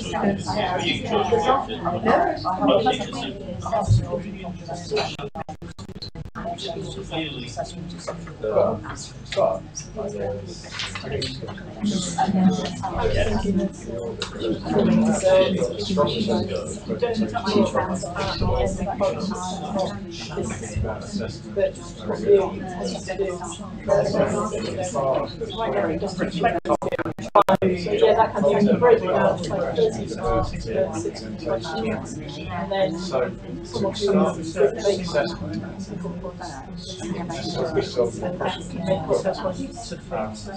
The dessert variety, it's just, like with maths, because there's a lot of different show your work, but you still need to show your work in the next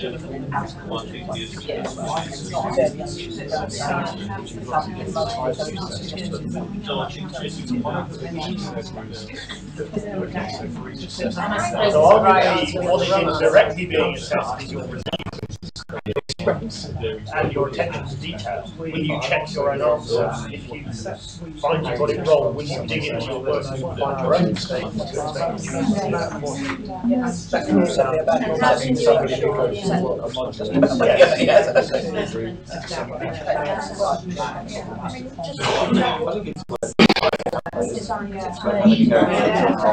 that could be possible. It's one of the most important things students will be engaged in a module. So, and actually, what I'm noticing sometimes of what we're noticing in learning design is that there isn't that scaffolding approach to get students to that level. Sometimes and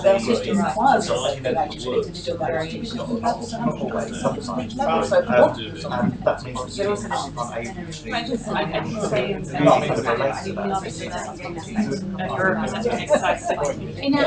there is one good example of learning game. It's not actually at the not actually at the end. If you want to do an OU Music degree, you have to do one course from Trinity Book the band repertoire.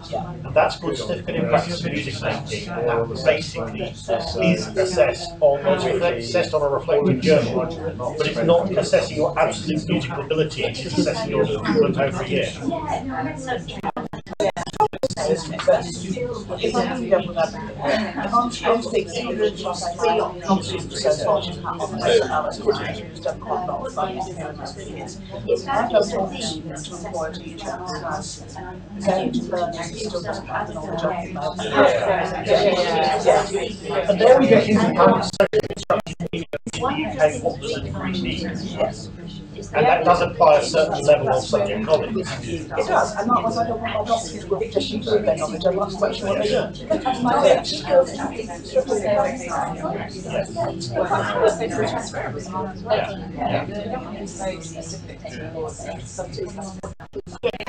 Well, as we saw, our speaker today has a classics degree, which is more or less choice. Yeah,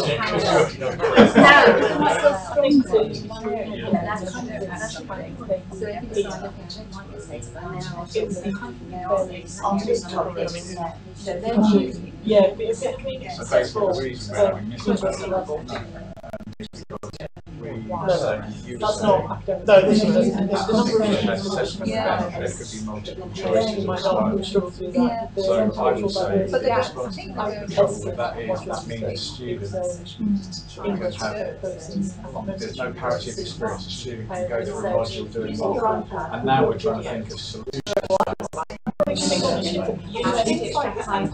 Well, that's an assumption there, isn't But, I mean, we've just looked at the toy example, and the toy example is set out to the extreme, really let you explore all the possibilities. We need to bring that one example I know where things going on in they started from, someone read in a paper that generally women have problems with multiple choice. Oh, this is Sally's work. They actually went and started to look, and they found it wasn't necessarily the online test across the board. Women scored as well. Science module. She's got as well. They then started to dig into what was actually happening, but there is definitely a problem. There is a gender imbalance in outcomes that you do not want to see. And it did come down to sort of wording. They started to find some causative things like wording questions. Way more It was lucky stuff. there's a thing a physicist would say, which is kind of, assuming you have a frictionless car, that is just completely unrealistic. But if you're used to doing physics problems, it's just a known assumption. So you just need to, that somewhere that's happening. They need to look, they are looking at it, they are thinking about how subtle, small changes of practice to them. They don't want to change the learning outcomes. They just want to make sure they're assessing those learning outcomes. How we can do it. And making sure students know why we're doing this to them, and that we are describing the task in a way that everyone can understand, not just people who are in your team. Okay, so rather than having a person just response to the program. Yeah, exactly. That's another example. Yeah. So I throw it back to you, being very intelligent people, having got this how couldn't say that. And then also things like around how do I fail? What do I do to fail?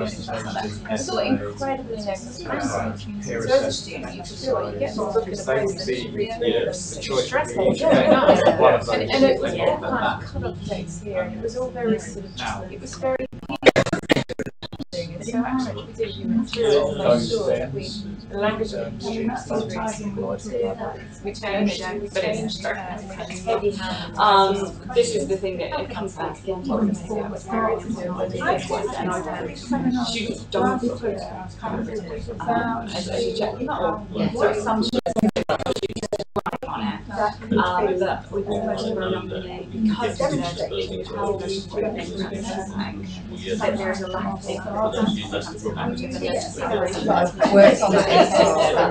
Yes, so they look say they know what good, they know what good, phrase it to Yes, predominantly. And I'm just wondering to what extent that creates slightly different skill in that's all because collaborative learning amongst students Not That's something the school needs to, yeah. where maybe you're working towards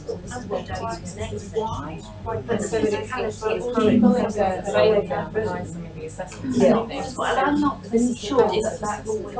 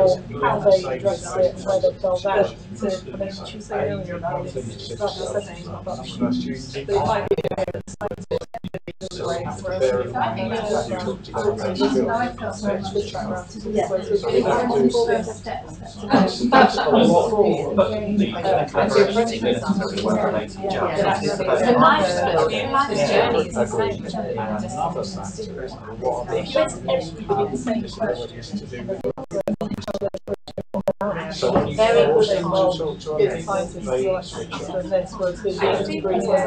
and also we should be encouraged where they're here. So they're not making just like get about stuff. I think there's a creating a collaboration Or you've been. so you can go to much like you'd expect students on campus and one to bring the task around how to Yes, and this portfolio but then things that would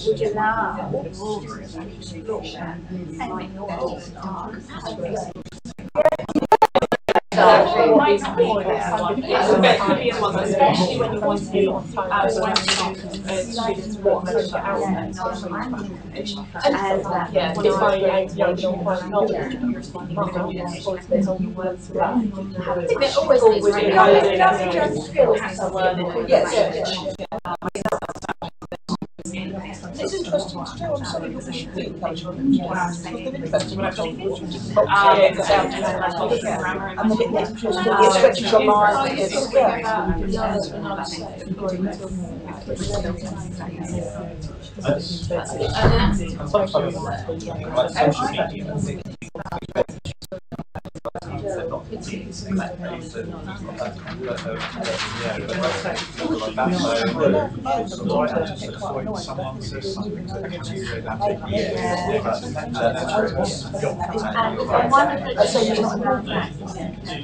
says something that gets you and one of the it's a bit like in your annual appraisal at the same time. well, I guess how would you go to present it, how would you go to that list? I take it to realise this without a little bit.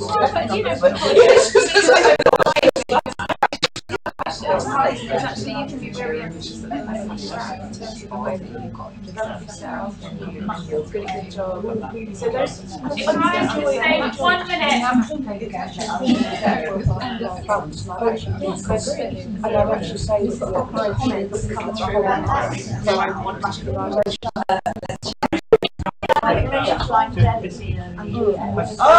there's no stars on that. I suspect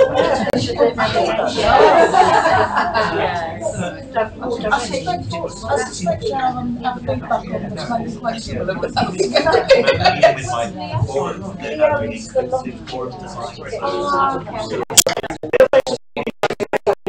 down by going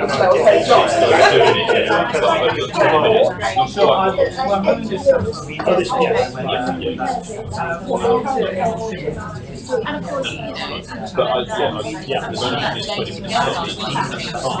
know, But there's only this 20%. Where they have identified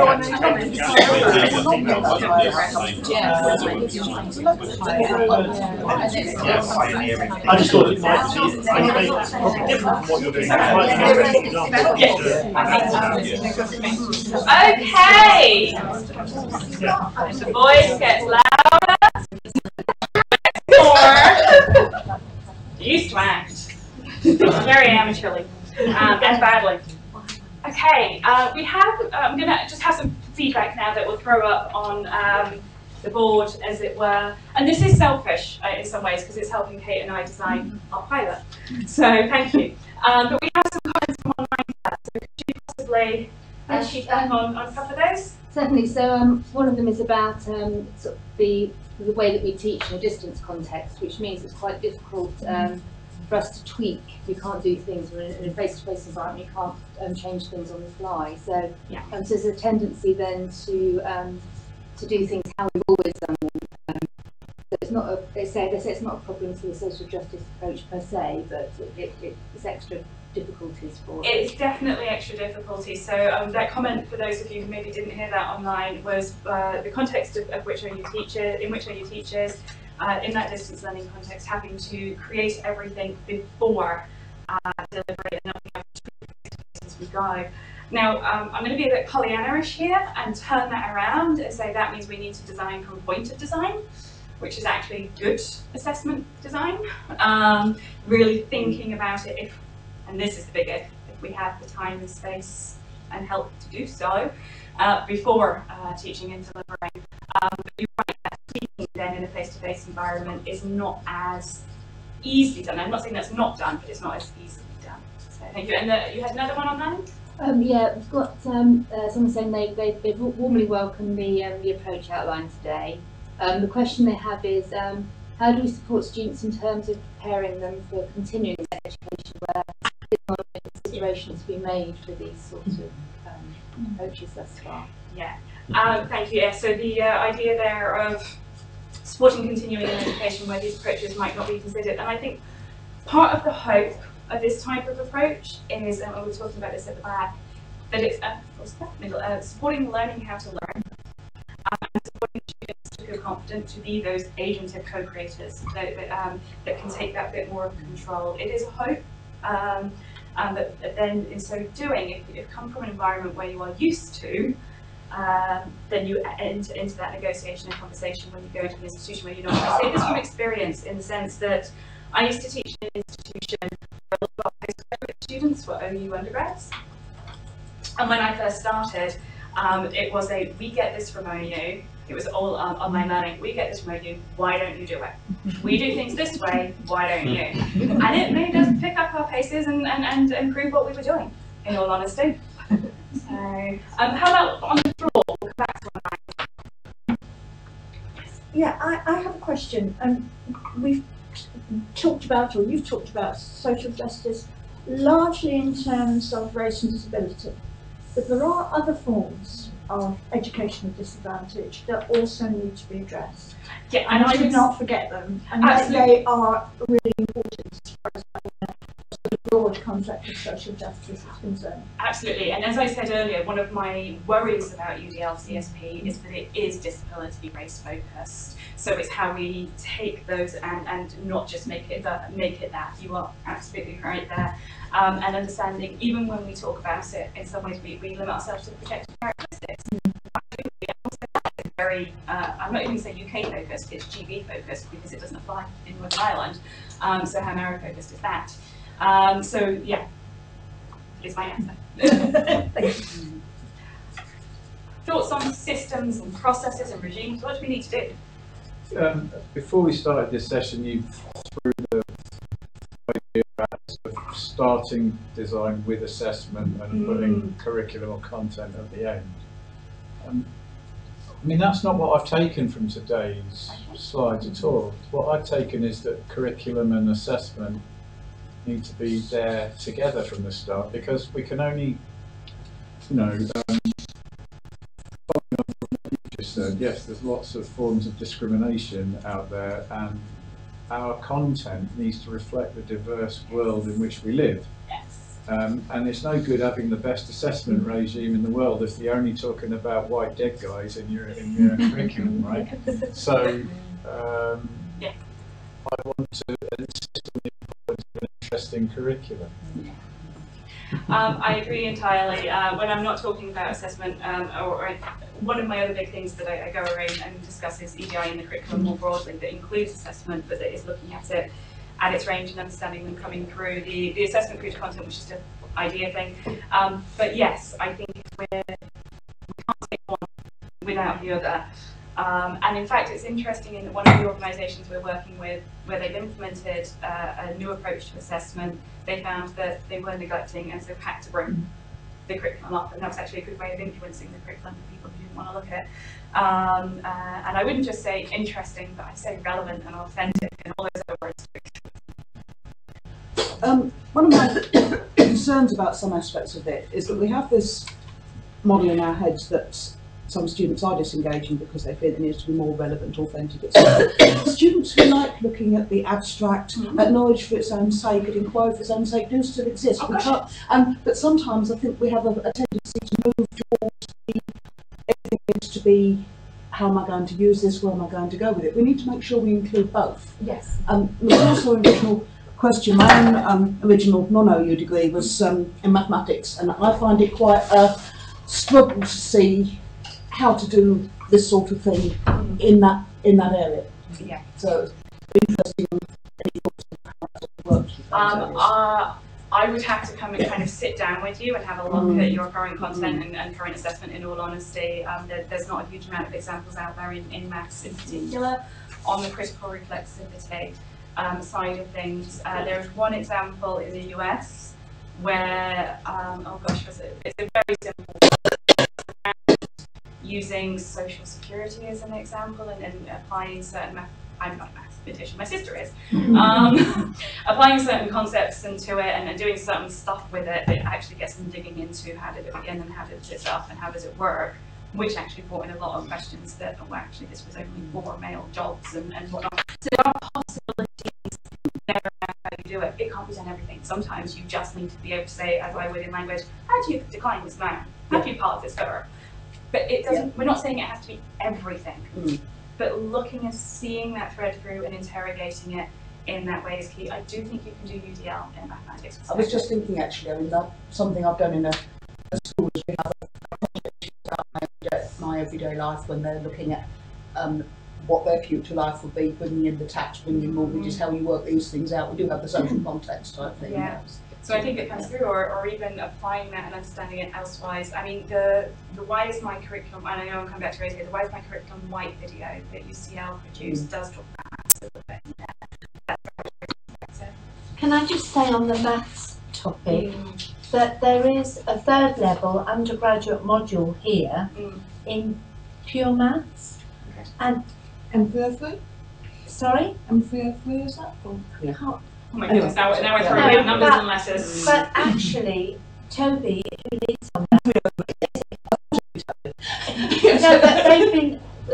they gave a presentation recently about how they've had to adjust some of the content and the curriculum on that module Yeah. and the assessment directly in response to a diverse student cohort and how they understood processes of outcome failure. And so I just wanted to say that I think, in a small way, that is actually going on here with a third level maths module. I've read Toby's stuff. He presented to a STEAM conference last week, and that was very good, and it's very interesting. And I've personally used it to some extent to input into my own practice in school teaching. But as well, is the work that Karen Vines has been doing on sonification that's in Oh, that's M140, I think. Yeah.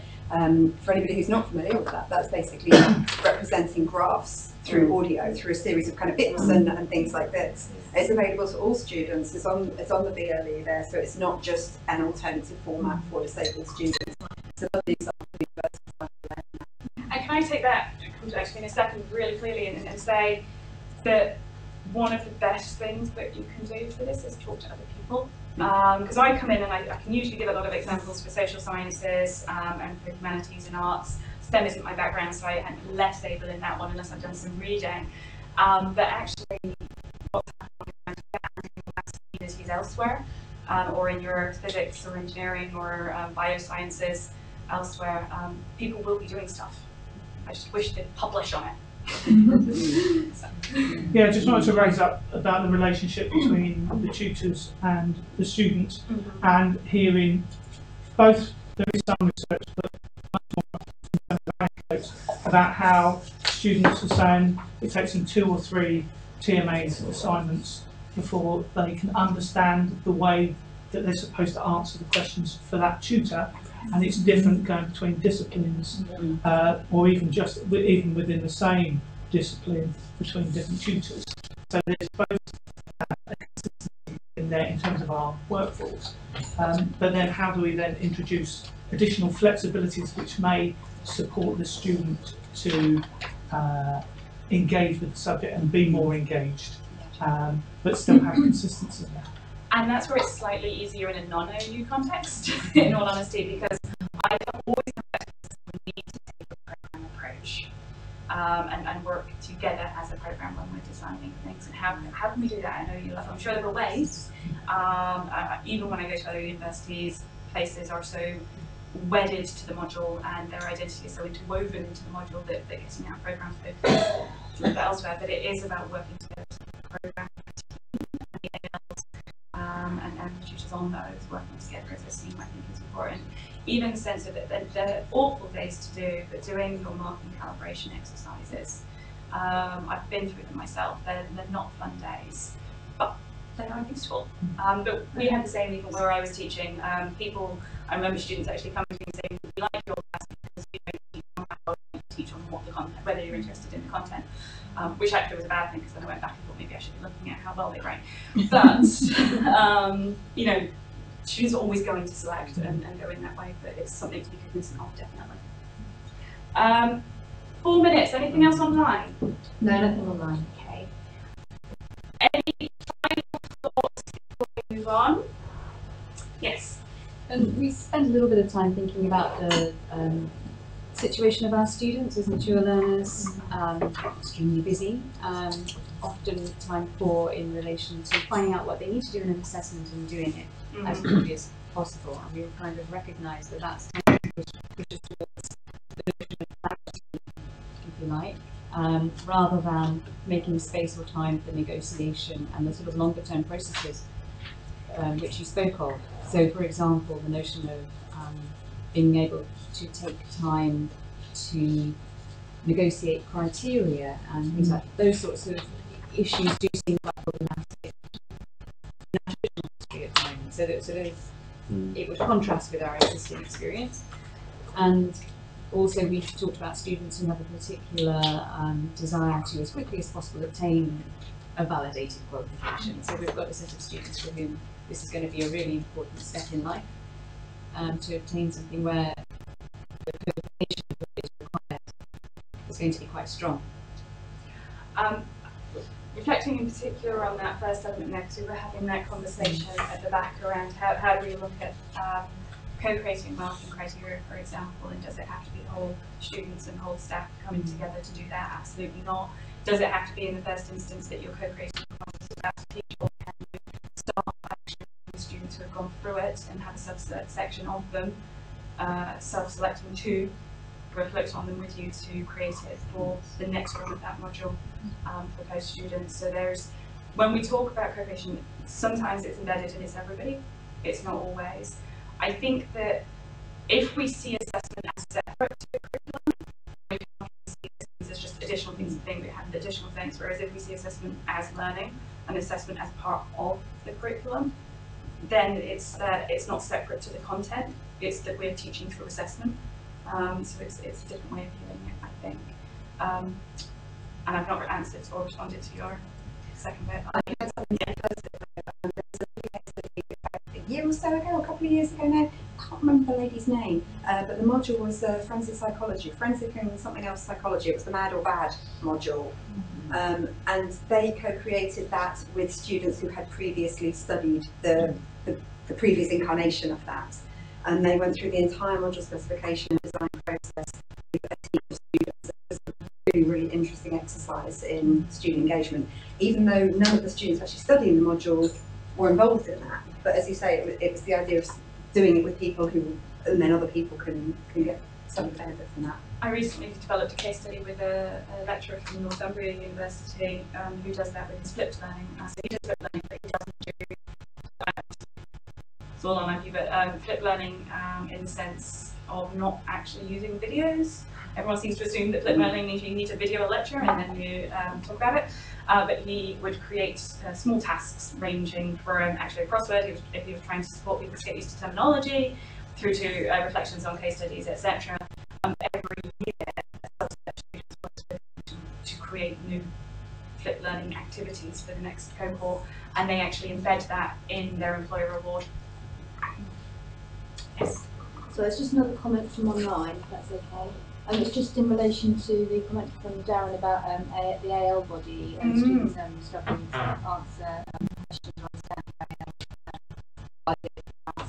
understand. There was a flag that positive aspects of having a diverse AL community is it provides an effective way of matching the variety of the community within the students. That's actually a really positive thing from the AU. Yes, I would shout about that, absolutely. We had one final hand up, and that's the last one. I just wanted to tell you about A329, which is a history module which uses OpenEdX, and it's a platform that allows students to work together through the module. And what's interesting about it from the OU point of view is that it's a small population module. It's a Welsh history module. So it's very, I think there's an interesting sort of suggestion that the kind of peer or collaborative learning that you're talking about might work better with small populations than large populations, which is an interesting conundrum for us. There's a lot of research out there on how you can do peer and collaborative learning with large groups. But learning, and that's the bit you've got to bring in. You very intelligent people, you. That's hugely difficult. And on that wonderfully puzzling note, I have to say thank you. It's been actually a real joy to come down and hear your thoughts and share with them. I'm not saying this is an easy topic in any way, shape or form. I love coming to you because you always bring out some quite difficult ones to play with that make things better. Hopefully I'll go to advance and go into a pilot, but thank you very much. Thank you to those of you online for joining us, very much appreciated, and safe journeys home. Thank you.